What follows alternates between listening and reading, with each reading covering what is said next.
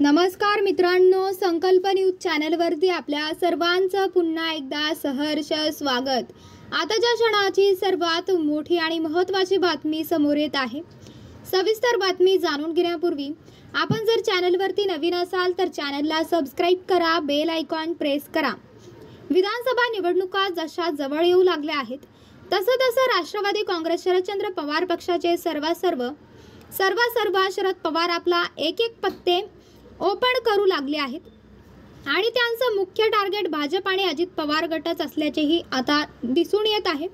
पुणे, पिंपरी चिंचवडसह ज्या ठिकाणी भाजप आणि अजित पवार गटाच्या प्रमुख नेत्यांविरोधात पवारांनी आपली मोहीम उघडली आहे, त्यातच अजित पवार आणि भाजपाचा दबदबा असलेल्या पुणे, पिंपरी चिंचवडमध्ये शरद पवारांनी धक्क्यावर धक्के देण्यास सुरुवात केली आहे।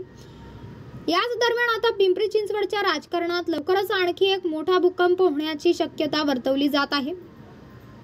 भाजपाचे दिवंगत आमदार लक्ष्मण जगताप यांच्या पत्नी आणि चिंचवड विधानसभा मतदारसंघाचे विद्यमान आमदार अश्विनी जगताप या लवकरच भाजपाची साथ सोडणार असल्याची चर्चा पिंपरी चिंचवडच्या राजकारणात जोर धरू लागली आहे।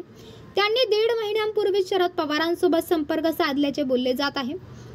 जगतापांनी जर आगामी विधानसभा निवडणुकीच्या तोंडावर खरंच राष्ट्रवादी काँग्रेस शरदचंद्र पवार पक्षात प्रवेश केला तर हा भाजपासाठी मोठा धक्का असणार आहे।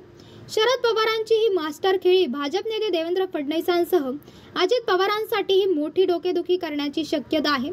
अश्विनी जगताप या सध्या भाजपात सक्रिय नसल्याची आणि माध्यमांना टाळत असल्याची चर्चा आहे।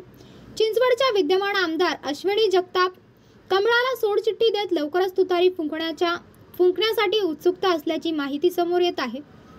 भाजपाकडून दिवंगत आमदार लक्ष्मण जगताप यांचे भाऊ आणि शहराध्यक्ष शंकर जगतापांना उमेदवारी देण्याबाबत चाचणपाणी सुरू आहेत। भाजप नेते लक्ष्मण जगताप यांच्या निधनानंतर झालेल्या पोटनिवडणुकीवेळी शंकर जगतापांनी उमेदवारीसाठी जोरदार प्रयत्नही केले होते।